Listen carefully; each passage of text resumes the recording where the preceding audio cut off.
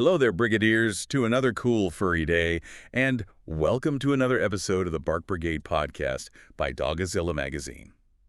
Today, we are going on a deep dive that I suspect, every single person who has ever shared their home with a dog is going to feel on a spiritual level. Oh, absolutely. It's a universally recognized event. Any dog owner knows the exact scene. Oh, completely. Let's just set the scene for you, the listener, right? Picture this. Your freshly bathed pup, finally clean, leaps off the towel. Right, and suddenly they just tear through the house. Exactly, like a tiny wet tornado. He is, ricocheting off the hallway walls, sliding dangerously across the living room rug. Yeah, and you just stand there in the bathroom doorway. Right, smiling, probably holding a damp, hair-covered towel, just wondering what on earth just happened to your sweet, calm pet. It is highly entertaining, but, if you don't understand the underlying mechanics, the physiology and psychology, it can actually be quite perplexing. So our mission today is to demystify this exact moment. We're going to break down how this incredibly normal canine behavior is actually, well, it's a highly sophisticated release valve. A release valve. I love that. Yeah, we'll explore the intricate neurochemistry, the brain chemicals surging through their system, and also the ancient evolutionary wiring that still dictates their behavior, plus some really fascinating new behavioral science studies. And we aren't just going to leave you with a theory, right? The goal of this deep dive is to ultimately share some very simple, practical routines. Yes, actionable advice. Exactly. We want to show you how to channel all of this wild, frantic energy in a way that doesn't just save your furniture, but, actively strengthens the psychological bond between you and your dog. Precisely.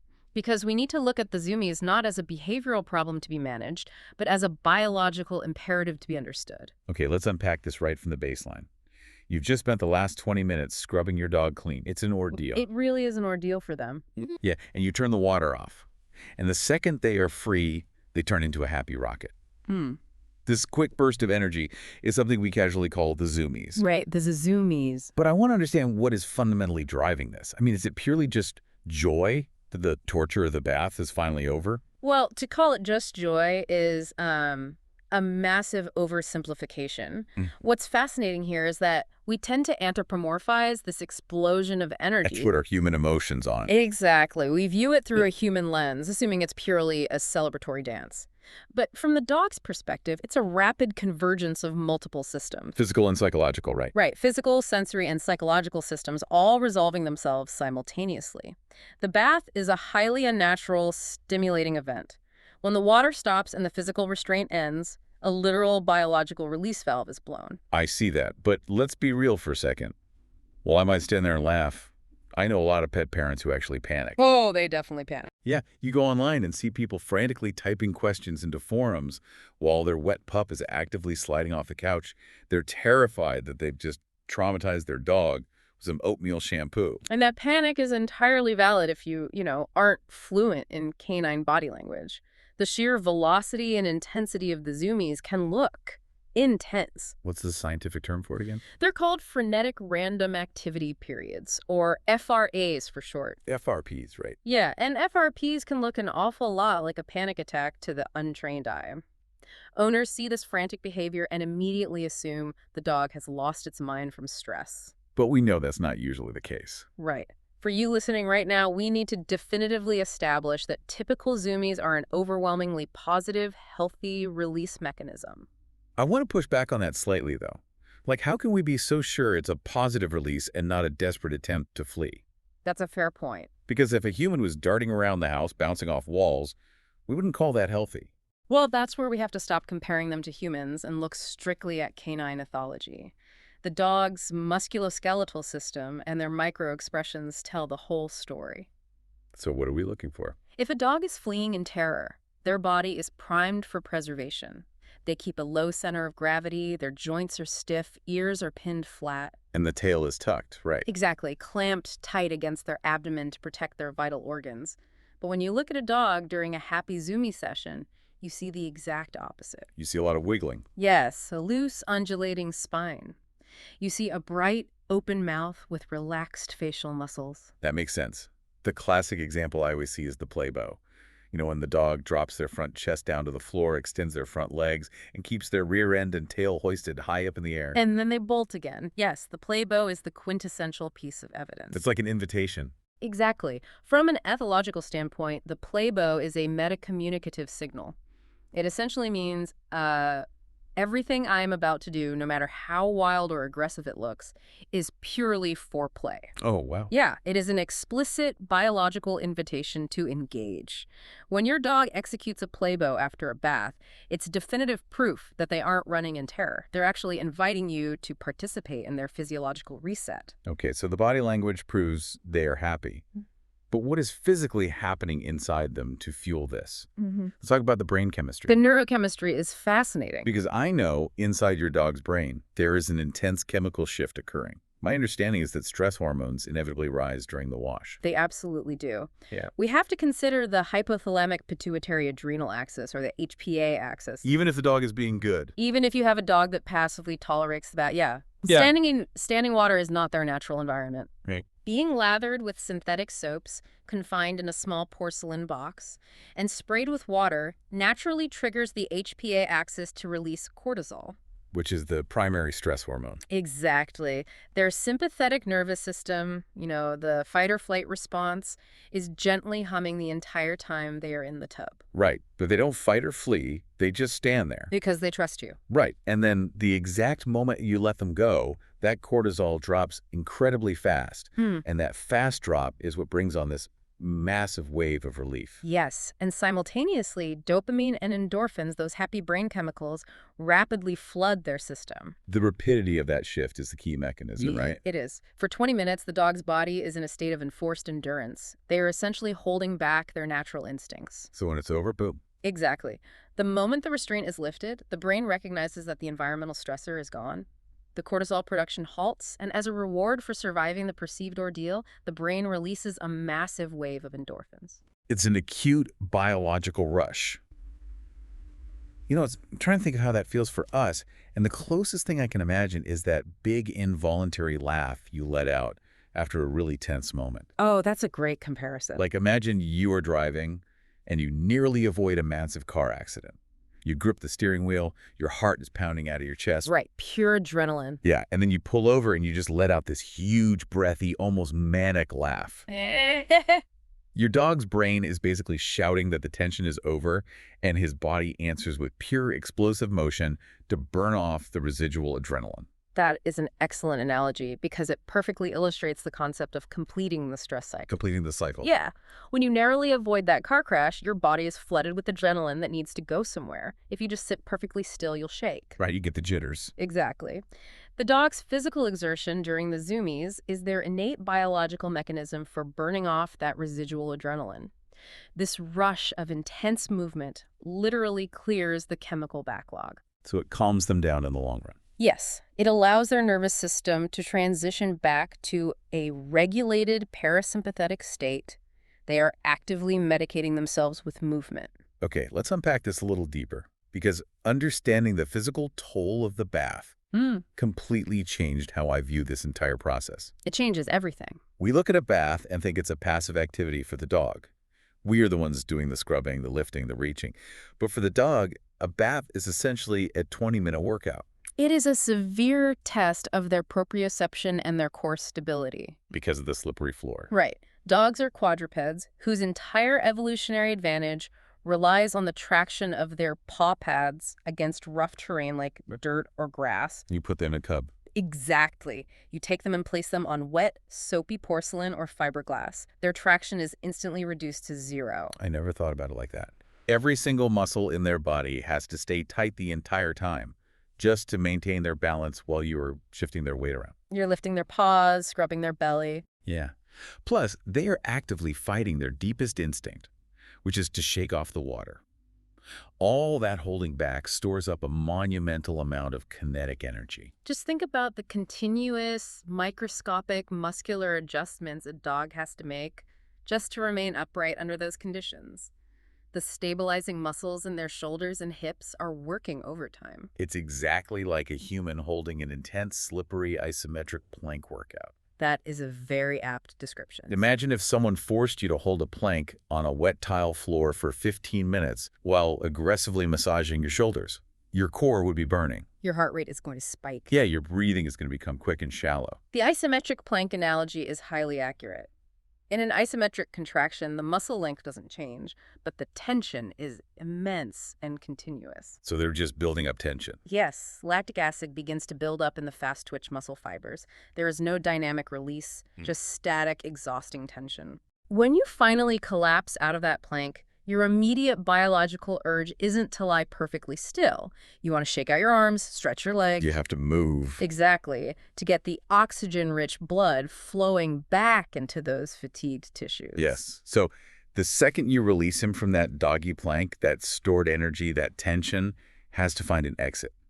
Running is simply the most mechanically efficient way to untie all those tight muscles. It makes perfect sense mechanically. His body essentially has to finish the physical energy loop that started when he first tensed up in the tub. The Zoomies aren't just him being goofy, they are literally his necessary physical cool-down dance. It completely reframes the event. We view the bath as a grooming routine, but functionally, we are putting them through a mild athletic endurance test. Right. Of course, they need to sprint it out afterwards to flush the lactic acid and restore their muscular equilibrium. So if the physical workout primes the muscles and the sudden drop in cortisol loads the chemical gun, what is the actual trigger that pulls it? Like, is it just the water shutting off? Well, it's rarely a single isolated trigger. Behavior in this context is polygenic, meaning it's driven by a culmination of environmental shifts hitting the dog's sensory receptors at the exact same moment. So it's a bunch of things hitting at once. Exactly. You have the sudden restoration of physical freedom, the highly unnatural sensation of a wet coat, and a rapid shift in environmental temperature. Wow. When you understand how these triggers stack, you can literally watch your dog's physiological math adding up to the exact millisecond the Zoomies begin. Let's explore that first trigger, right? The pure relief of freedom.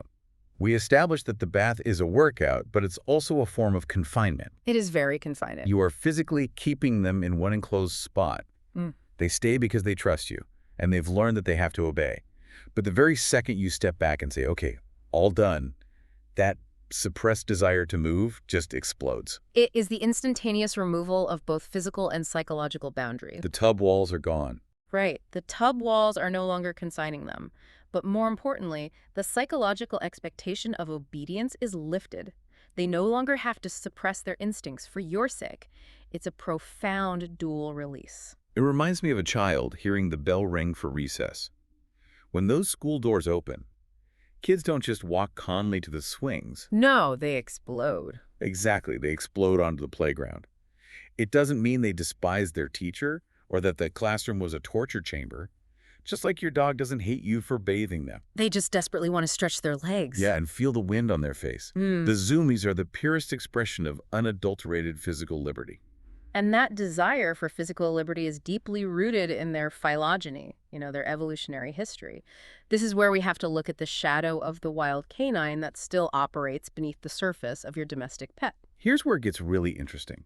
If you watch wolves, coyotes, or wild dogs in nature, you see a very specific set of behaviors after they cross a river or get caught in a downpour. What do? They vigorously shake, they roll in the dirt, and they dash around. They have an absolute biological imperative to shed that water weight and reset their scent. Which is exactly what we see in our homes. Right. Your golden retriever, standing there in your suburban bathroom, is running that exact same ancient survival software.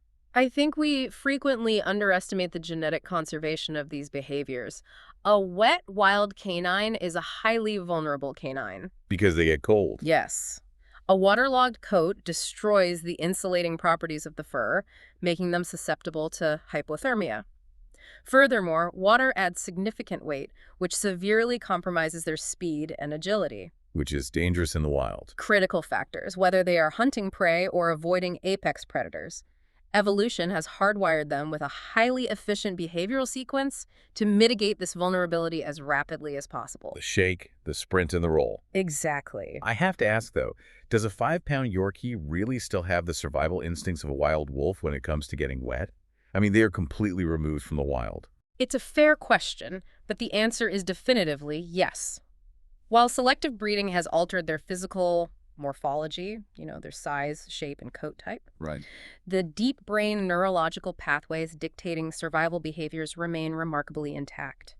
When your Yorkie furiously rubs their face and body on your living room rug while sprinting in circles, they aren't just being chaotic. They're doing a survival ritual.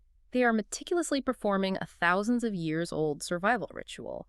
The sprinting generates body heat and airflow to dry the coat, while the rolling attempts to restore their natural scent profile and reestablish the fur's structural integrity. So when they target their favorite blanket on the couch and violently dig into it, it's literally an ancient song of the wild playing out in a modern living room. That is incredible. It really is. And you mentioned generating body heat, which perfectly leads into another major trigger, the sudden change in temperature. Thermoregulation in canines is a complex process.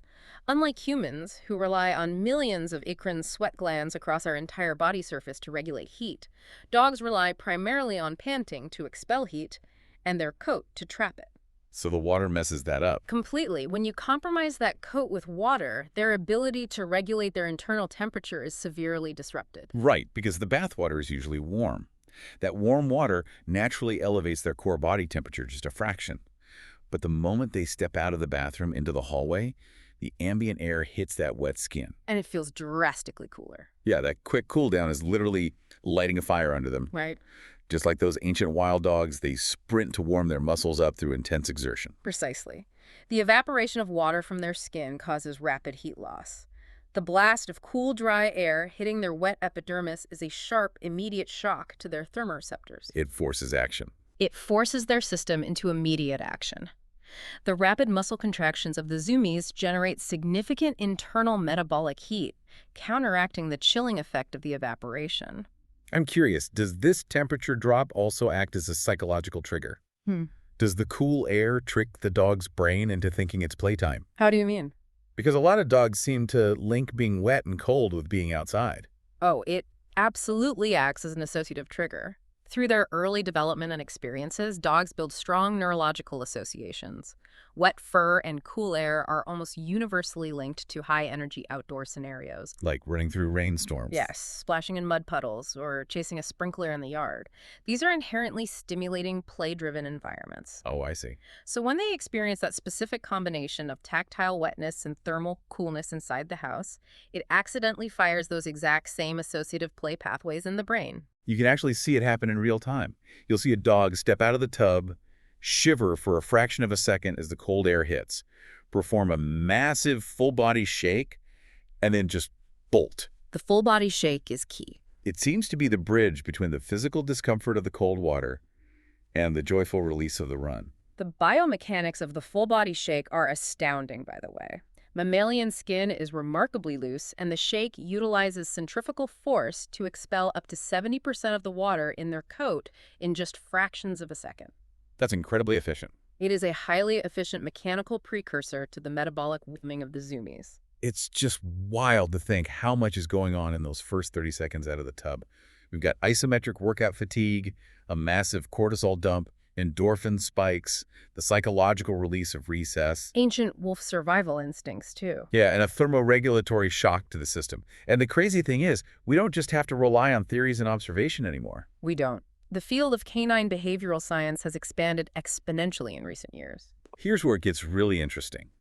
Canine behavioral researchers have actually started to officially study these FRAPs, these post-BAB Zoomies.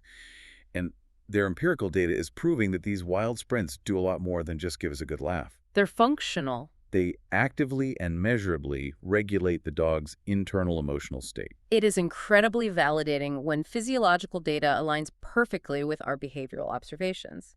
The scientific community is now recognizing that FRPs are not just random energy expenditures. They're vital indicators. Yes, vital indicators of a dog's emotional elasticity and their ability to self-regulate after a stressful event. Let's dig into the specifics of this research.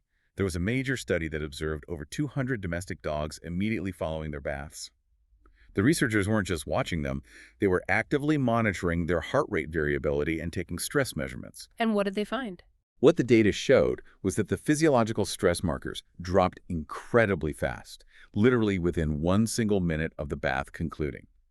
And immediately following that drop came the Zoomie sprint. The correlation there is what's vital. The sprint doesn't cause the stress to drop. The sprint is the behavioral manifestation of the stress dropping. Right. But what I find to be the most critical finding from that study for anyone listening is this. The dogs who are allowed to run free and execute their zoomies without interference return to a baseline, calm heart rate significantly faster than the dogs whose owners attempted to physically restrain them or aggressively towel them dry. Wait, really? So if I try to hold my dog tightly and aggressively rub them with a towel because I don't want them getting the couch wet, I am actively keeping them stressed out for longer. Yes, by applying physical restraint during a moment when their neurochemistry is demanding physical release, you are prolonging sympathetic nervous system arousal. That's terrible. You are essentially trapping the physiological stress inside their body. That is a massive takeaway for pet owners. And that same study found something else really profound regarding the human-animal bond.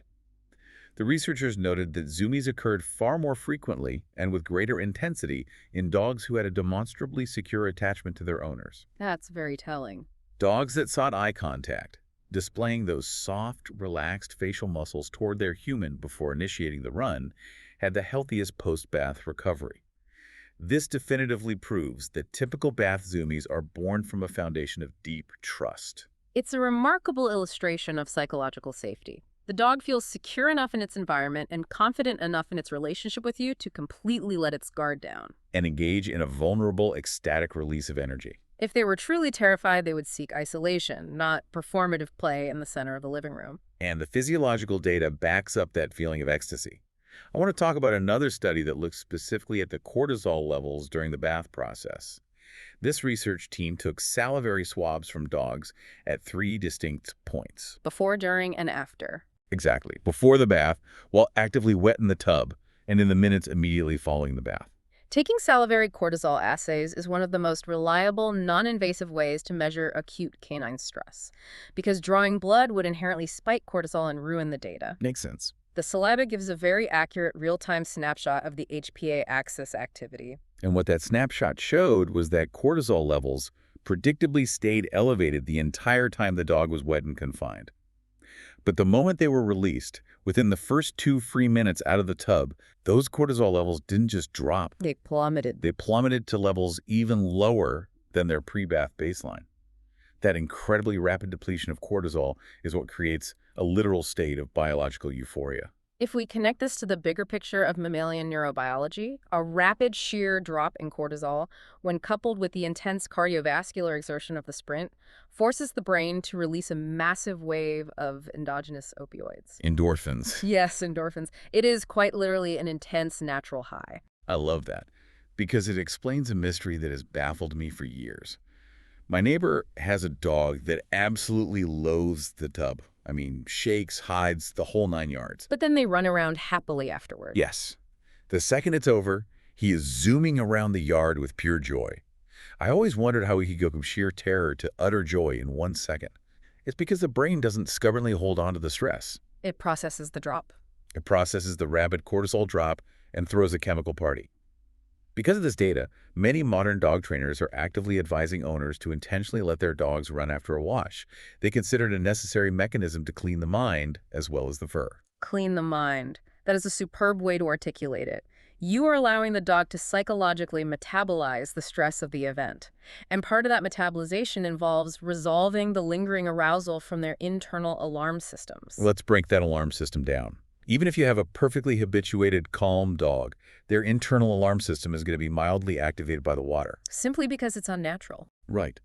The unnatural physical sensation of wet limbs, combined with the loss of total physical autonomy in the tub, sends a low-level danger signal to the amygdala. And when the bath is over. When it's over, the actual physical danger is gone. But the nervous system is still flooded with that anticipatory alarm energy. Because there's no real threat to fight or run from, that leftover energy simply mutates into a playful, frantic race. It is essentially a misfiring of the survival drive. The nervous system was primed for action, and because the brain realizes the threat was a false alarm, it safely redirects that stored action potential into play. like a displacement behavior. Yes, in ethology, we often refer to this as a form of displacement behavior, though highly energetic. I was trying to find a human equivalent, and it totally reminds me of the relief you feel during a jump scare in a horror movie. You know the feeling.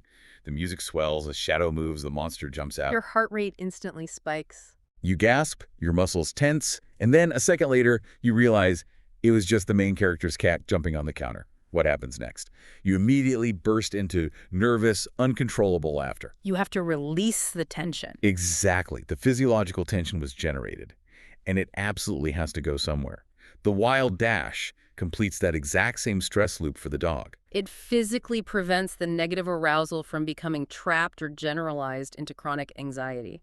We see the exact same physiological redirection in dogs after they survive a loud clap of thunder or after a highly tense, stressful car ride. They just need to shake it off. The intense, explosive movement washes the residual stress out of their tissues and resets their neurological baseline. So, by allowing a safe, unobstructed run after a bath, you are genuinely providing essential psychological first aid to your dog. It really is an act of deep empathy when you look at it that way. Yeah. But it's not just their internal stress systems that are begging for a reset, right? Their entire sensory experience of the external world has just been violently upended. This is perhaps the most overlooked aspect of the entire process. We have to understand how a dog's sensory apparatus processes a bath. Exactly. A dog's world is fundamentally altered the moment you apply shampoo. To us, we step back and think, great, he smells like clean lavender and oatmeal. But to them, it's terrible. To a dog, their nose is suddenly overwhelmed by bizarre synthetic smells. Their skin is experiencing totally alien tactile feedback. And in a very real way, their distinct biological identity has just been erased. All at once. All these dramatic sensory changes are screaming at his brain that something is fundamentally incorrect in his environment, and running is his instinctive, desperate attempt to recalibrate it all. We humans are overwhelmingly visual creatures, so it requires a significant leap of empathy to truly understand an olfactory creature like a dog. Their sense of smell is just on another level. A dog's brain is dominated by the olfactory bulb. They possess up to 300 million olfactory receptors compared to our measly 6 million. For them, scent is not just an aesthetic preference. Scent is everything. Scent is spatial geography. Scent is security. Scent is their literal identity. When you scrub a dog with heavily fragrant shampoo, you are essentially erasing their most vital connection to the world and blinding their primary sense. Which brings us to a really common, yet funny behavior, scent reclamation. Because a dog's entire life is narrated by smell. When the shampoo strips away his own natural sebum, those natural skin oils, it strips away the unique scent profile that tells the world and himself who he is. They lose their musk. That natural musk is what makes him feel grounded and safe in his own skin. So the very moment you towel him off, his incredibly sensitive nose is panicking, telling him that a massive piece of himself is missing. What does he do? He rubs on everything. He runs, he violently rubs his face, and he rolls aggressively on your rugs and blankets to grab his old smell back. The drive for scent reclamation is staggeringly powerful. It is why you will invariably see a freshly bathed dog bypass a brand new clean dog bed and make a frantic beeline for the absolute oldest, dirtiest rug in the hallway. You get the old smell. They are actively seeking out their own historical scent markers to reanoint themselves. If you are listening to this, you have almost certainly seen your pup dash straight to their one specific favorite spot on the living room sofa immediately after a bath. That specific cushion is deeply saturated with his old fur oils and his deep, comforting biological smells. He wants those molecules back on his body right that second. This intense psychological need to smell like himself again merges with the physical kinetic energy of the Zoomies, creating this frantic, wiggly, high-speed rubbing against the furniture. It's important to realize this is not bad behavior. Not at all. He's not being spiteful or trying to intentionally ruin your clean couch. It is quite literally his psychological attempt to feel whole again. It is a profoundly grounding exercise. They are reestablishing their physical presence within their territory. But beyond the profound loss of their olfactory identity, the actual tactile sensation of being wet is highly distressing to their somatosensory system. I read this analogy recently, and it perfectly captures this. Think about how wet fur actually feels. It is incredibly heavy, and it clings tightly to the skin in a way dry fur never does. It pulls on the skin. Every single step the dog takes sends these strange, pulling, tingling alerts to the mechanoreceptors in his skin because the fur is dragging in unnatural ways. It's the canine equivalent of being forced to wear a soaking wet, heavy wool sock that you absolutely cannot take off. Imagine the sheer sensory annoyance of that. A cold, heavy, damp sock clinging to your foot, and you are forced to just walk around in it. It would be awful. It would drive a human to distraction. You would be desperately trying to kick it off, but a dog obviously cannot take off their own coat. Right. So what is their solution to the wet sock problem? The high-speed sprint. The Zoomie physically flings the water droplets away from their body using centrifugal force, and running at high speeds forces ambient air rapidly through their undercoat. It's an aerodynamic solution. For the dog, this active aerodynamic running feels infinitely more effective and comfortable than you awkwardly rubbing them with a damp towel. That strange, clinging, tactile sensation of the wet fur is often the exact catalyst that triggers the big full-body shake, which then instantly launches them into the Zoomie. It is a brilliantly efficient, highly evolved drying mechanism. The entire kinetic chain of events is a sophisticated drying strategy that wild canines have perfected over millennia. You see them shaking mid-stride sometimes. Yes, you will often observe dogs shaking mid-stride during a Zoomie, essentially turning themselves into a biological four-legged wind tunnel. Their neurobiology just intuitively understands that high-velocity motion solves the wet coat anomaly. They can just outrun the wetness. To a dog, a damp coat isn't a permanent, miserable state. It is simply a physical problem that they can literally outrun. And we can't forget that it's not just the feeling of the fur. The environment of the bath itself is a massive sensory overload. Think about it from their level. The smells and sounds. The shampoo has a remarkably strong synthetic scent that is overpowering their sensitive olfactory epithelium. The water rushing from the faucet or the shower head is creating a loud, chaotic hissing sound that aggressively echoes off the hard acoustic bathroom tiles. And then there's us. And simultaneously, you are hovering over them, speaking in low, commanding tones, physically manipulating their limbs and shifting their balance.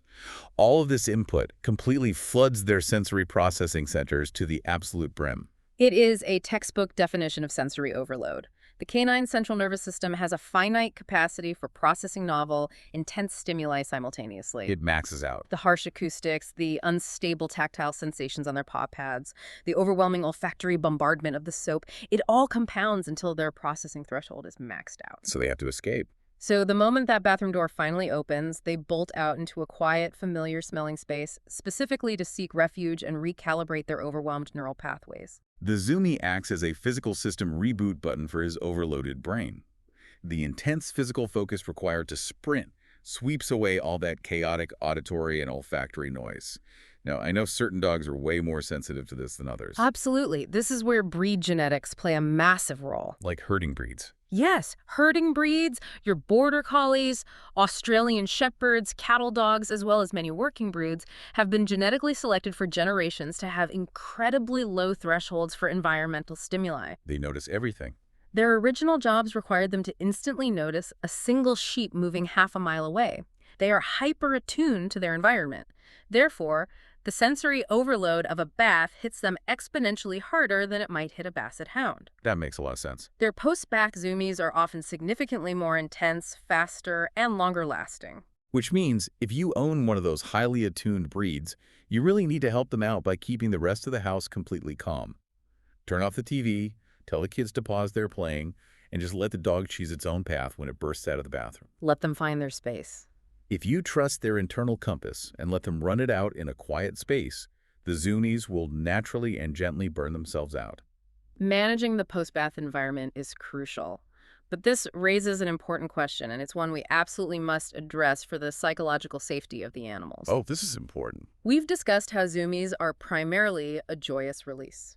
But how does an owner differentiate between a dog zooming out of pure ecstatic relief and a dog zooming because they're in a state of genuine, overwhelmed distress? That is the most vital distinction we can make today. As we've established, 90% of post-bath runs come from a light, happy, relieved place.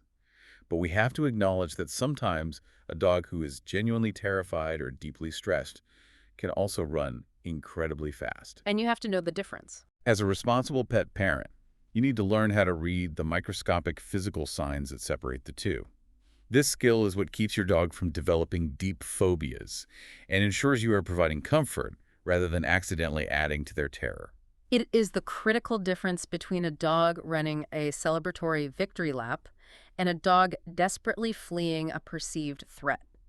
Superficially, they look similar. It's a dog moving at high velocity. Right. But the underlying emotional state dictates entirely different management strategies from the owner. Let's clearly define what a stressed Zoomie looks like. Not every fast dash means joy. A dog that is leaving the bath experiencing true fear will show it in their biomechanics. Look at the tail. Their tail will not be wagging. It will be tucked hard and low between their hind legs. Their ears will be pinned completely flat against their skull, sometimes so hard they almost disappear. And their running style changes. And their actual gait, their running style, looks incredibly tight and worried. It's a frantic, low-to-the-ground scramble, not a loose, bouncy, joyful gallop. They might also be exhibiting vocalizations like whining or crying, or they might immediately seek out a dark, enclosed space to hide. Like wedging themselves tightly under a bed. Exactly. Those are textbook avoidance and self-preservation behaviors. The pinned ears protect them from being bitten by an unseen predator. The tucked tail protects their genitals and abdomen. It's all defense. The low center of gravity prepares them for sudden, evasive maneuvers. That dog is actively trying to make itself as small a target as possible while simultaneously seeking an escape route. If you, as the listener, observe this specific fear response in your dog, your reaction needs to be immediate and calm. Stop whatever you are doing. Do not chase them down the hall. Please don't trap them. Do not corner them in the bedroom to aggressively rub them dry with a towel, because trapping a terrified dog is only going to escalate their panic. The best intervention is to offer a high-value distraction that promotes self-soothing. A lick mat is perfect for this. Using a lick mat spread with peanut butter or a soft treat is incredible for this, because the physical act of licking naturally releases endorphins and helps lower their heart rate. Transitioning their brain back to a feeling of safety. It's about interrupting the panic cycle with a parasympathetic trigger. Licking and mastication are highly soothing. And obviously, if your dog is reacting this severely, you need to fundamentally deconstruct and desensitize your entire bathing routine moving forward. Break it down to basics. Perhaps utilizing high-value treats during the bath to slowly rewrite their negative emotional association with the tub. Recognizing the dichotomy between joy and anxiety makes you a profoundly more empathetic advocate for your dog. But what if you aren't quite sure? What if your dog is somewhere in the middle, running fast but maybe not fully tucked? How do we spot the subtle differences between playful runs and scared runs? We look at muscle tension and fluidity. A playful Zoomie is characterized by softness. Soft face. The dog's facial muscles will be visibly relaxed, often displaying what looks like an open-mouthed smile with soft, almond-shaped eyes. Their tail will be held high, sweeping broadly like a flag. Grabbing toys is a good sign too. They might spontaneously grab a plush toy mid-sprint and vigorously shake it. Or they might drop into that classic playbow we discussed earlier to invite you into the game. To the stressed run. A stressed Zoomie is defined by rigidity. The body is stiff, the movements are jerky and reactive, and you will often see their eyes darting rapidly from side to side. Scanning the room. Showing the whites of their eyes in a hyper-vigilant scan of the room. The muscle tension is such a great tell. But if you are watching them run and you are still scratching your head, there's a brilliant, foolproof intervention you can use to test their emotional state. I love this trick. Let's call it the call test. It is remarkably effective in its simplicity. Here is how you do it.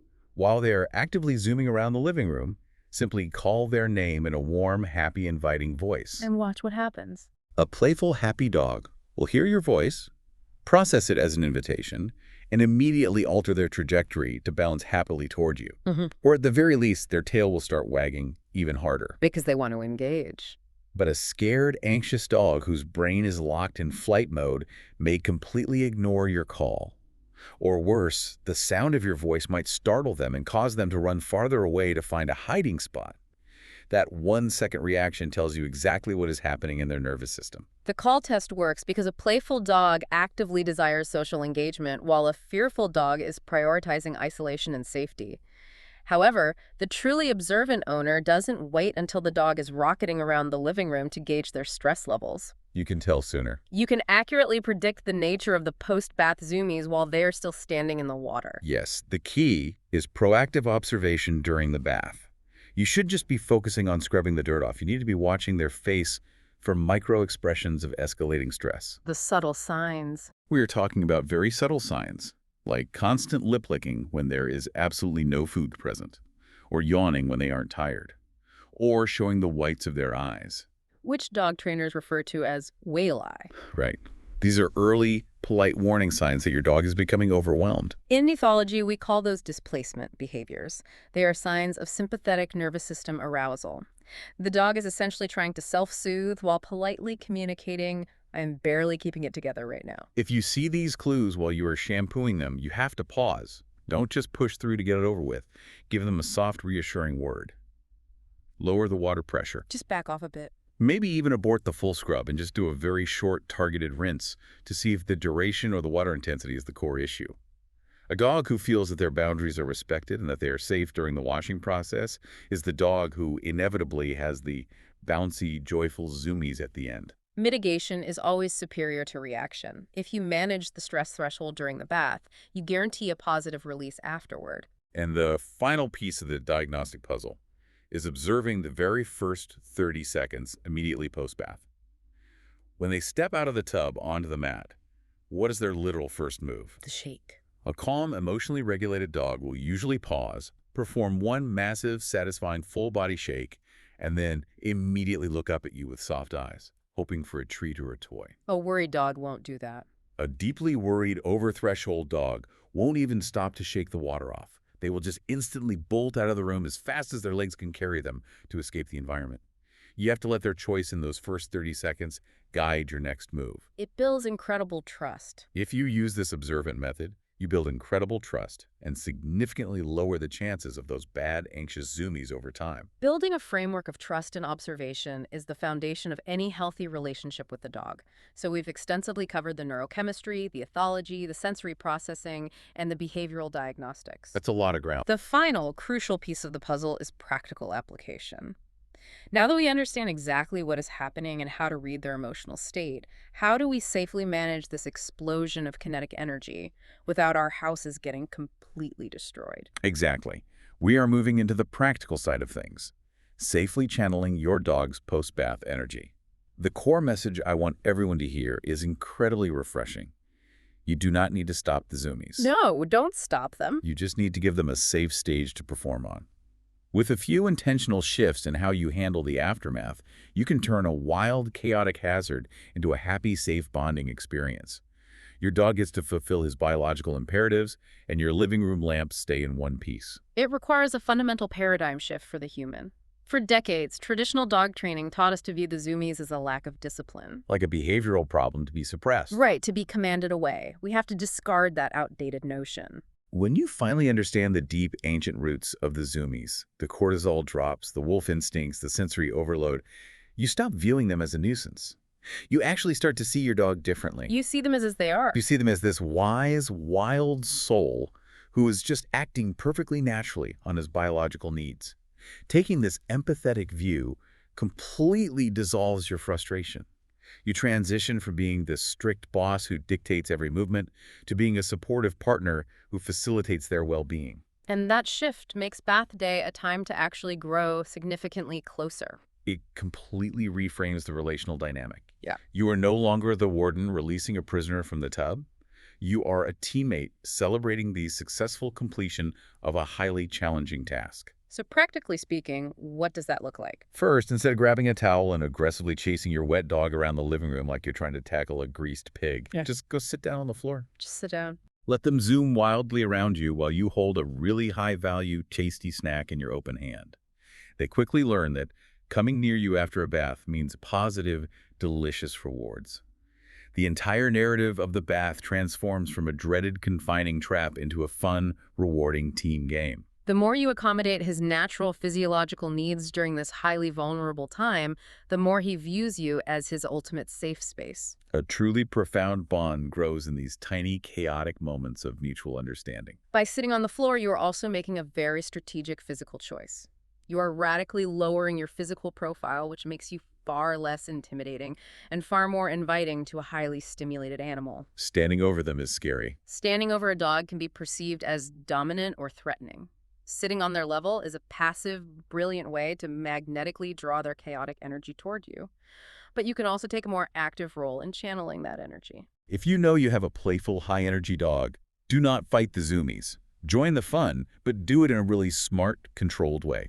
As you see them start to rev up their engine, immediately throw a soft, plush toy straight down a long, clear hallway. Redirection. This instantly takes a chaotic random dash and gives it laser focus, turning it into a structured game of fetch. Alternatively, you can initiate a short, vigorous tug match with a rope toy, Tug is phenomenal for this specific situation. because it burns a massive amount of physical and mental energy while literally keeping his slippery, wet feet firmly planted on the ground. Preventing dangerous slip and fall injuries on your hard floors. Redirection is the ultimate management tool. You are taking that unguided, frantic missile of kinetic energy and providing it with a safe, designated, highly rewarding target. There's also a really fun proactive strategy you can use. You can set up a soft tunnel or toss a few heavy couch pillows on the living room floor before the bath even starts. Prepare the space. So when the Zoomies inevitably hit, you can stand at the end of the room and call him through the path with a happy, exciting voice. Creating this soft obstacle course naturally forces him to slow his momentum down just a bit to navigate the pillows. And gives him safe, padded things to interact with. Over time, your dog learns that the bath always concludes with this incredibly fun, structured agility game with you. What used to be stressful, unpredictable chaos becomes a happy, highly anticipated habit that you both genuinely enjoy. Setting up a makeshift obstacle course is an exceptionally creative way to engage their cognitive functions during a period of high physical arousal. It forces their brain to consciously think about proprioception. Where their feet are landing. Right, which helps bring their nervous system back into a more regulated, focused state of mind much faster than blind sprinting. But obviously, before they hit the obstacle course, you usually need to dry them at least a little bit. And the specific tactile method you use to towel them off makes a monumental difference in their arousal levels. It makes all the difference. This was a huge aha moment for me.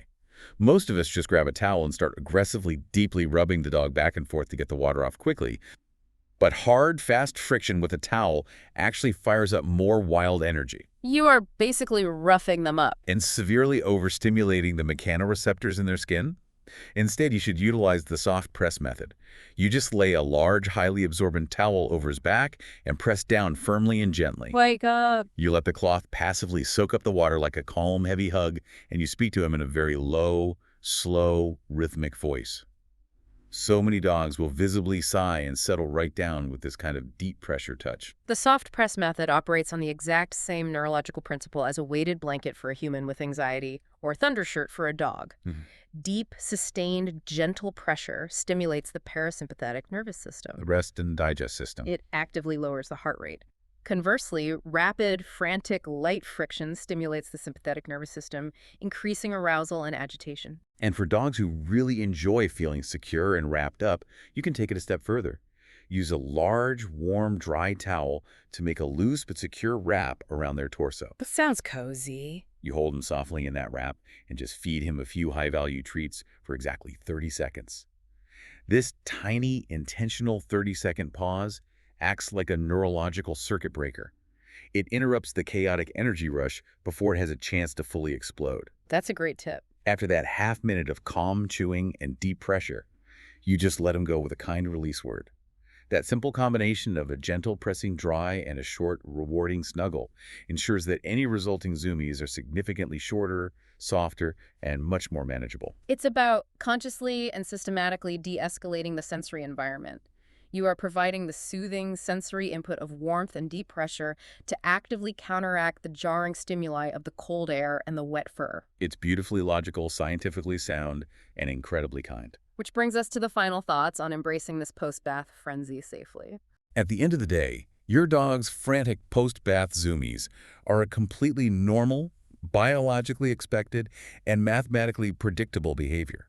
This wild, wet dance is a beautiful, complex cocktail of neurological stress relief, deep-rooted evolutionary survival instincts, and pure, unadulterated joy. Instead of viewing it as madness that needs to be disciplined. Our real job as pet parents is simply to provide that safe stage for them to blow off steam.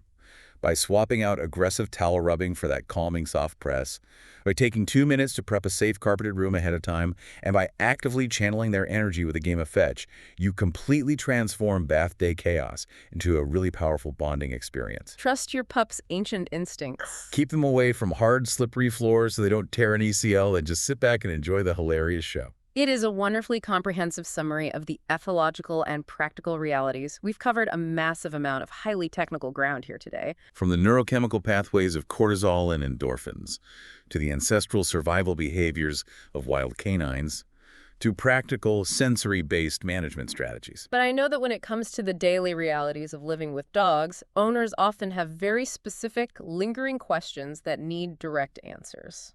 So what does this all mean for the rapid-fire questions you might still have? Let's transition into our final section. Let's do a lightning round to clearly and concisely recap the most burning questions pet owners have, based exactly on all the deep science and behavioral insights we've unpacked today. Ready for the rapid fire? Absolutely. Let's run through them. Question 1. Why exactly do dogs run so much after a bath? They run for three primary interconnected reasons. First, to metabolize and release the stored kinetic energy and lactic acid from having to stand isometrically still in the tub. Second, the high-speed airflow physically helps them dry their heavy, wet coat faster. Third, they run to aggressively rub on familiar objects to quickly reclaim their own natural scent profile. Awesome. Question 2. Is it normal for my specific dog to get the zoomies after a bath? Yes, it is incredibly universally normal across almost all breeds and ages. The vast majority of domestic dogs will exhibit this specific FRIP behavior. More importantly, it generally indicates a highly elastic nervous system, showing that they feel secure in your home and are emotionally ready to transition back into play. Question 3. How long do these post-bath zoomies usually last? Typically, these intense bursts of anaerobic energy last anywhere from 30 seconds to about 2 minutes. However, depending on the dog's cardiovascular fitness, age, and breed, specifically high-stamina herding breeds, some dogs might engage in a series of short, repeated sprints over the course of 5 minutes. So it depends on the bath stress, too. The duration is heavily influenced by how effectively they were able to regulate their stress during the actual bath. Got it. Question 4. Why do they aggressively rub their faces and bodies against the furniture after a bath? This is pure scent reclamation. The synthetic bath shampoo stripped away their unique biological sebum and natural oils. Their favorite spot on the couch, however, has safely retained a heavy concentration of their historical scent. They want it back. They rub vigorously against the fabric to physically transfer those familiar olfactory markers back onto their own body to feel secure again. Question 5. What is the most effective way to calm my dog down after a bath? Ditch the vigorous, high-friction rubbing. Start by using the soft, press-and-hold, deep-pressure towel method. To cognitively soothe them, offer a lick mat smeared with peanut butter, as licking releases calming endorphins. Allow them to execute their Zoomie in a safe, non-slip space without chasing them, and ensure your own body language is relaxed while speaking in a quiet, low-register voice. Question 6. Do dogs actually feel better after a bath is over? Biologically and chemically, yes. The vast majority of dogs experience a massive, measurable wave of relief and pure euphoria the moment the bath ends. The rapid depletion of cortisol, combined with the endorphin rush of movement and the physical relief of a clean coat, leads directly into a highly elevated mood. Just remember to be observant, as a small percentage of dogs may need extra gentle desensitization if the bath remains a true phobia for them. And the final question. Is it safe to just let my dog air dry after a bath? Air drying is perfectly safe, provided they are in a climate-controlled, warm environment. You must never let a wet dog sit in a cold draft, as their compromised coat cannot prevent hypothermia. The most efficient strategy is to mix that calming, soft towel press technique to remove the bulk of the moisture, followed by a safe, active Zoomie session to generate metabolic heat and airflow. Above all, always ensure that your dog's core temperature remains warm and cozy. I love how that lightning round synthesizes all the complex biology and ethology we've talked about today into completely actionable advice. The deep science, the behavioral empathy, the practical management tips, it's all right there. It is a comprehensive look at a very specific, yet universally shared slice of life with a canine companion. And as we conclude this deep dive, I want to leave you, the listener, with one final, broader thought to ponder regarding our relationship with these animals. Something to mull over. We invest an immense amount of time, energy, and resources trying to civilize our dogs.